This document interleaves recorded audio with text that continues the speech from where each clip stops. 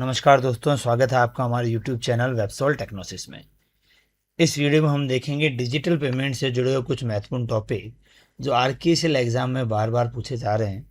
पिछले दो वीडियो में हमने कंप्यूटर फंडामेंटल और इंटरनेट से जुड़ी हुई चीज़ों को समझा था। तो चलिए स्टार्ट करते हैं। सबसे पहले रहते हैं हम ऑनलाइन बैंकिंग क्या होता है।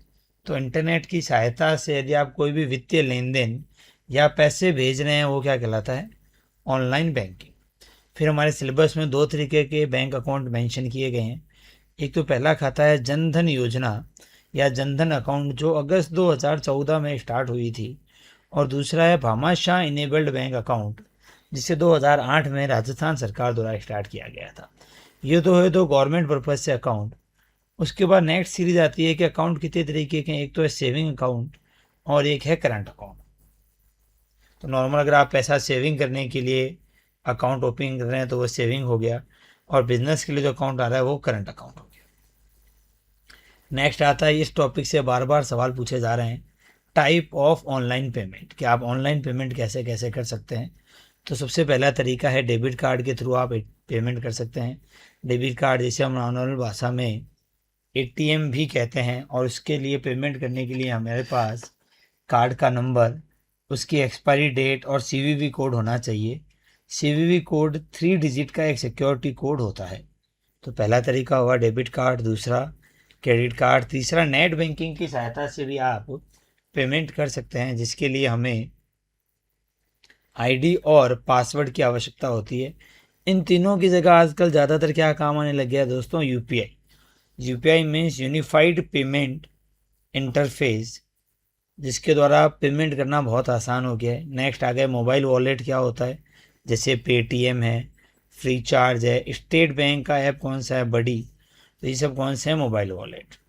उसके बाद आप सबको पता होगा, अगर आपने देखा हो, एक रुपए कार्ड आता है जिसे एनपीसीआई के द्वारा बनाया गया है, national payment corporation of India. UPI और रुपए कार्ड दोनों एनपीसीआई के द्वारा बनाए गए हैं।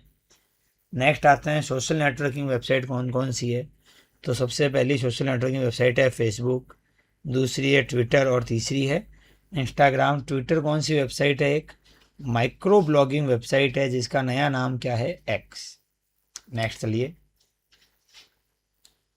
इंटरनेट के फाउंडर हमने पढ़ ही लिया था। ई लर्निंग क्या होती है, ऑनलाइन स्टडी करना क्या कहलाता है, ई लर्निंग। तो ई लर्निंग का जो टेक्निकल नाम रहेगा वो रहेगा students mock, massive open online courses. ये सवाल बार बार पूछा जा रहा है, मॉक की फुल फॉर्म क्या होती है। तो मॉक की फुल फॉर्म होती है मैसिव ओपन ऑनलाइन कोर्सेज। बहुत सारे पोर्टल हैं जो इसके लिए काम आ रहे हैं। सबसे पहला फेमस है ईडीएक्स, उडासिटी, कोर्सेरा, खान एकेडमी। दुनिया का पहला पोर्टल कौन सा है बच्चों, खान एकेडमी। इसके अलावा अगर आपने सुना हो बाइजू, अन अकेडमी, यूडमी, ये सब क्या इसके पार्ट है, मॉक के पार्ट है।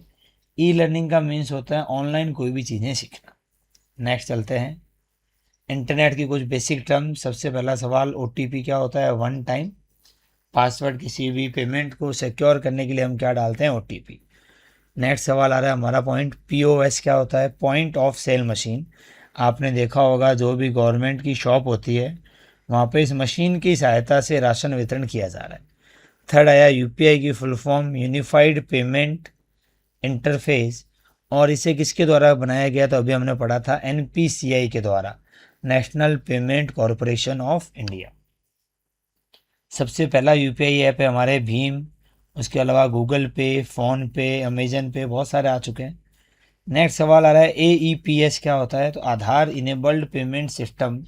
आधार कार्ड की सहायता से कोई भी बैंकिंग करना या पैसे भेजना या प्राप्त करना का सिस्टम क्या कहला रहा है, एईपीएस। यूएसएसडी क्या होता है, ये फुल फॉर्म विशेष ध्यान रखिएगा, unstructured supplementary service data. Means बिना इंटरनेट के कोई भी सेवाओं का यूज लेना हो तो हम किसका यूज ले सकते हैं, यूएसएसडी। नेक्स्ट सवाल आ रहा है एचटीटीपीएस और पैडलॉक क्या होते हैं। तो किसी भी वेबसाइट की सिक्योरिटी की पहचान होती है एचटीटीपीएस, और साथ में क्या लगा होना चाहिए, एक लॉक का निशान। अगले टॉपिक की तरफ बढ़ते हैं, ई कॉमर्स की तरफ। ई कॉमर्स मीन्स इंटरनेट पर कोई भी बिजनेस करना क्या कहलाएगा, हमारे ई कॉमर्स। सबसे पहला टाइप है इसका B2C, business to customer. Means internet की सहायता से यदि आप कोई भी चीज़ खरीद रहे हैं तो वो क्या कहलाएगा, B2C। जैसे आपने फ्लिपकार्ट या अमेजन से कुछ भी खरीदा है तो वो किसका पार्ट है, B2C का। दूसरा है हमारा C2B, कस्टमर टू बिजनेस। तीसरा होगा C2C लाइक OLX। और फोर्थ वन हुआ B2B, business to business. Means यदि कोई भी दो कंपनी आपस में डील कर रही है तो वो क्या कहलाएगा, B2B। राजस्थान सरकार के द्वारा भी एक वेबसाइट बनाई गई है जिसका नाम है ebazaar.rajasthan.gov.in। ये जिस तरीके से हमारा फ्लिपकार्ट है इसी तरीके से ये एक वेबसाइट है, B2C। नेक्स्ट चलते हैं, जॉब सर्च करने के लिए कौन कौन सी वेबसाइट है। तो राजस्थान सरकार की है employment.livelihood.rajasthan.gov.in। प्राइवेट सेक्टर की बात करें तो naukri.com, timesjobs.com, एक फेमस वेबसाइट और हमारे monster.com। तो ये सभी वेबसाइट किसी में काम आ रही है, जॉब सर्च करने के लिए काम आ रही है। राजस्थान के अंदर दो गवर्नमेंट एजेंसी है जो हमें जॉब प्रोवाइड करा रही है, RPSC और RSMSSB। यहाँ से अगर अपन स्टार्ट करें तो सबसे पहला आता है डिजिटल सिग्नेचर, दी मोस्ट सवाल। ऑनलाइन सिग्नेचर को क्या कहा जाता है, डिजिटल सिग्नेचर, और ये हम E-वॉलेट ऐप के द्वारा बना सकते हैं।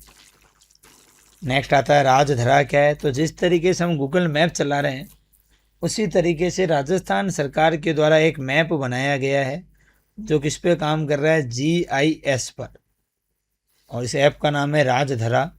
ऑनलाइन डेटा स्टोर करने के लिए वेबसाइट काम आ रही है राजमेघ। और राजस्थान सरकार ने अपना खुद का एक इंटरनेट कनेक्शन बनाया है जिसे कहा गया है राजनेट। तो पहली वेबसाइट हुई राजधरा जो क्या है एक GIS, दूसरी है राजमेघ जो क्या काम आ रही है ऑनलाइन डेटा स्टोर करने के लिए, और तीसरी हमारे राजनेट जो एक इंटरनेट कंपनी है जैसे हमारे BSNL और जियो है।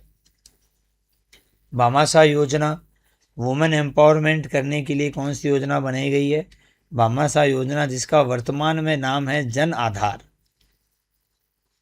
ये योजना क्यों बनाई गई है, DBT, डायरेक्ट बेनिफिट ट्रांसफ़र करने के लिए राजस्थान सरकार की महिलाओं को जो भी फ़ायदे हैं वो डायरेक्ट उनके खातों में जा सकें।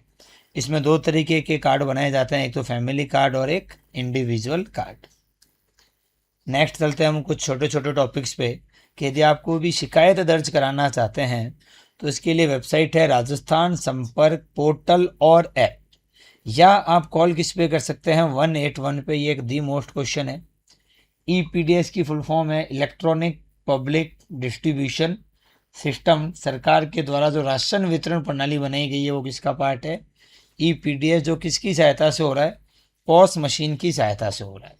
राजधरा भी हमने देखा ही था, जियोग्राफिकल सिस्टम है जो किसके आधार पे काम कर रहा है, हमारे GIS पर काम करता है।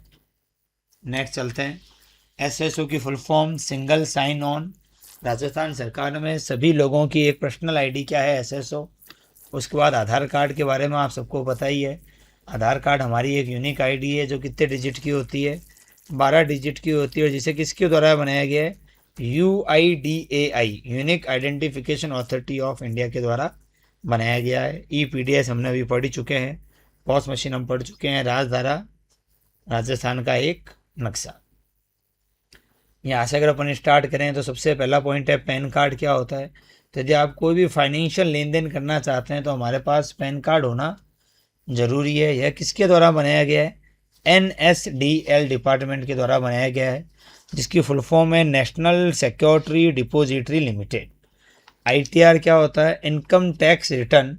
मीन्स जब भी आप कोई अपना इनकम टैक्स भरते हैं तो आपको बदले में एक ITR मिलती है जो एक सर्टिफिकेट है कि आपने अपने इनकम टैक्स का काम कर दिया है, इनकम टैक्स भर दिया है। इसके लिए हम फॉर्म लगाते हैं, फॉर्म 16। नेक्स्ट आते हैं वोटर ID कार्ड के लिए पोर्टल कौन सा है, NVSP, national voter service portal, जिसके अंदर आप अपना वोटर ID कार्ड अप्लाई कर सकते हैं, उसको देख सकते हैं या चेंज करा सकते हैं। TDX, tax deducted at source, means आपके अकाउंट में पैसा जमा होने से पहले ही गवर्नमेंट आपका एक टैक्स कट कर रही है, उसको क्या कहा गया है, TDS।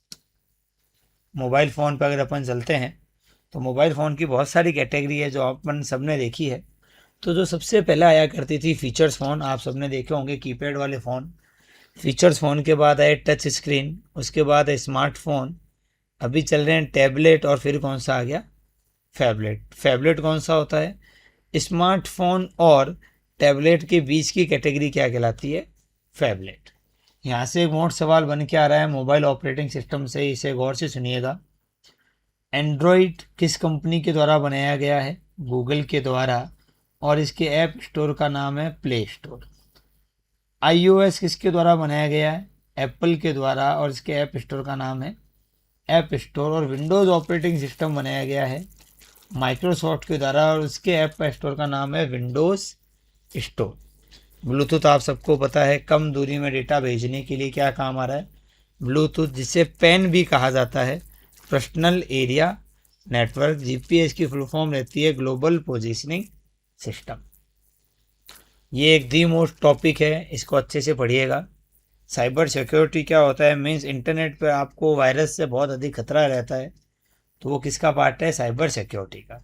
तो यहाँ पे हम सबसे पहले पढ़ रहे हैं type of cyber threat, means आपको इंटरनेट पे किन किन चीज़ों से खतरा है।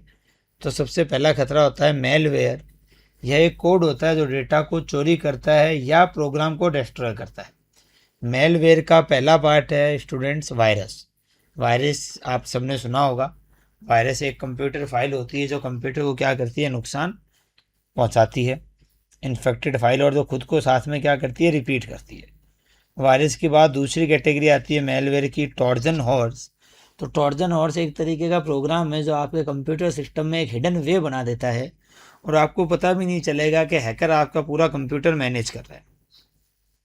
तीसरी कैटेगरी है स्पाईवेयर। स्पाईवेयर यानी जासूस करना, मीन्स आपके कंप्यूटर सिस्टम या मोबाइल में एक ऐसा ऐप इंस्टॉल हो गया है जो आपके पासवर्ड के पैटर्न को एक्सेस कर रहा है, उसको कहा जाता है स्पाईवेयर या की लॉगर। उसके बाद फिशिंग, सबसे कॉमन और पुरानी टेक्निक, जिसके अंदर आपको कुछ ऐसे लिंक पे क्लिक करने के लिए कहा जाता है, और जैसे आप उस लिंक पे क्लिक करते हैं आपका अकाउंट क्या हो जाता है, हैक हो जाता है। आपने देखा होगा टीवी, अपने मोबाइल पर या ईमेल पे ऐड आता है 99 रुपये में आईफोन, तो अपने को भी पता है भैया 99 रुपये में तो उसका कवर ही नहीं मिलना है। तो जैसे आप उस लिंक पे क्लिक करेंगे आपका अकाउंट क्या हो जाएगा, हैक हो जाएगा। तो उसको कहा जाता है फिशिंग।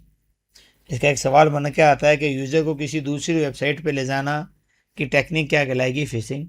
पासवर्ड अटैक होता है, पासवर्ड गैस करना कि भैया ये पासवर्ड हो सकता है। डिनायल ऑफ सर्विसेज, यानी सिस्टम को ओवरलोड कर देना और स्लो कर देना। मेलवर्टाइजिंग मीन्स इंटरनेट की सहायता से वायरस भेजना, जो किस कैटेगरी में आते हैं, स्पैम में। कैसे सिक्योर रह सकते हैं, HTTP का प्रयोग करके, स्ट्रॉन्ग पासवर्ड बना के, या सिक्योर सील सर्टिफिकेट की जांच करके। ये तीनों चीज़ें अगर आपकी परफेक्ट है तो आपकी वेबसाइट क्या मानी जा रही है, सिक्योर मानी जा रही है। एटिकेट्स मीन्स इंटरनेट पर आपका व्यवहार एटिकेट्स कहलाता है। मीन्स यदि आप किसी को मैसेज भेज रहे हैं तो आपको देखना चाहिए उसमें शब्दों का चयन एकदम सही है, आपने जो टॉपिक लिखा है वो परफेक्ट है। यदि आप कोई मैसेज फॉरवर्ड कर रहे हैं तो उसको देखना चाहिए वो मैसेज सही है या नहीं है, या सारा मेल बड़े अक्षर में नहीं होना चाहिए, एक ही मेल में बहुत सारे टॉपिक नहीं डालने चाहिए। तो ये सब किस कैटेगरी में आते हैं, ईमेल एटिकेट्स में। यदि इंटरनेट पे आपके साथ कोई क्राइम हो जाए तो इसके लिए भारत सरकार के द्वारा कानून बनाया गया है IT एक्ट 2000। ये सवाल बार बार पूछा जा चुका है। नेक्स्ट चलते हैं। कंप्यूटर में दो तरीके के अकाउंट हमारे, एक तो है एडमिनिस्ट्रेटर अकाउंट और एक है स्टैंडर्ड अकाउंट। सारे कंप्यूटर का कंट्रोल किसके पास रहेगा, एडमिनिस्ट्रेटर के पास। और एडमिनिस्ट्रेटर किसको अधिकार देता है, स्टैंडर्ड यूज़र को। हम अपने कंप्यूटर में सॉफ्टवेयर कैसे इंस्टॉल कर सकते हैं, एक तो कंट्रोल पैनल की सहायता से और एक सेटिंग ऐप की सहायता से। रीस्टोर पॉइंट क्या होता है, ये बार बार सवाल आ रहा है। तो यदि आपका कोई भी डेटा है जो बार बार यूज़ आ रहा है या बहुत अधिक उपयोगी है तो हम उस डेटा की एक कॉपी बना के रख देते हैं, उस कॉपी को रीस्टोर करना कहा जाता है। और उस डेटा को वापस काम में लेना क्या कहलाता है, बैकअप। और इसके लिए जो ऑप्शन काम आ रहा है इसका नाम है क्रिएट रीस्टोर पॉइंट। अच्छे से सुनिएगा कि रीस्टोर और बैकअप क्या होता है। आपके ज़रूरी डेटा को एक ऑनलाइन या सीडी डीवीडी में कॉपी करके रख देना क्या कहलाएगा रीस्टोर, और उसी डेटा को वापस काम में लेना क्या कहलाएगा बैकअप। इंपॉर्टेंट टॉपिक्स पे चलते हैं। सबसे पहला टॉपिक है आउटलुक। तो ईमेल मैनेज करने के लिए क्या काम आ रहा है आउटलुक। इसे पर्सनल इंफॉर्मेशन मैनेजर भी कहा गया है। फोल्डर को लॉक करना है तो इसके लिए सॉफ्टवेयर काम आ रहा है फोल्डर लॉक। नेक्स्ट आता है, यदि आप अपने लैपटॉप या प्रोजेक्टर को टीवी से जोड़ना चाहते हैं तो उसके लिए कौन से केबल काम आती है HDMI और VGA। HDMI की फुल फॉर्म है हाई डेफिनेशन मल्टीमीडिया इंटरफेस, जिसमें ऑडियो और वीडियो दोनों ट्रांसफ़र होता है। और उससे पहले केबल काम आती थी हमारे VGA, विजुअल ग्राफिक्स एरे, जिसमें सिर्फ ग्राफिक्स ट्रांसफ़र होते हैं। इस प्रोसेस को कंप्लीट करने के लिए हम Windows+P बटन को प्रेस करते हैं। नेक्स्ट आते हैं इमेज एडिटिंग सॉफ्टवेयर कौन सा है। एक तो है पेंटिंग, एक है Microsoft office picture manager, Photoshop. ये सब कौन सा ऐप है इमेज एडिटिंग सॉफ्टवेयर। ठीक है। PDF क्या होती है पोर्टेबल डॉक्यूमेंट फाइल, जिसमें आप आसानी से फाइल को एक जगह से दूसरी जगह भेज सकते हैं और उसके डेटा को हम चेंज नहीं कर सकते। नेक्स्ट चलते हैं विंडो 10 के कुछ फीचर्स पे। सबसे पहला हो गया कॉर्टाना। तो कॉर्टाना किसी भी इंफॉर्मेशन को सर्च करने के लिए क्या काम आ रहा है कॉर्टाना। जैसे आपने देखा होगा विंडोज़ के अंदर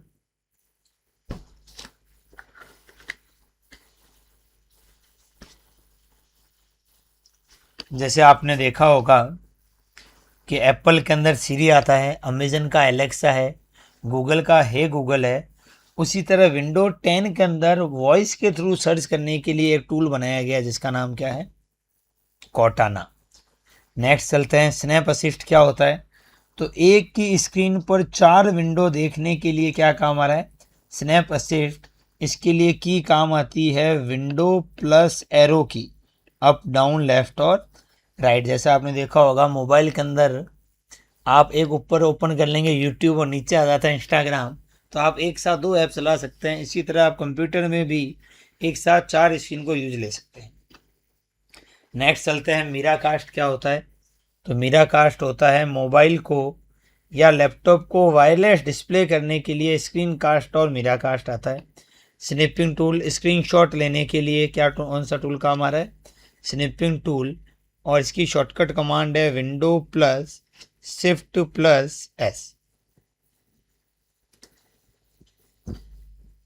विंडोज़ हेलो क्या होता है।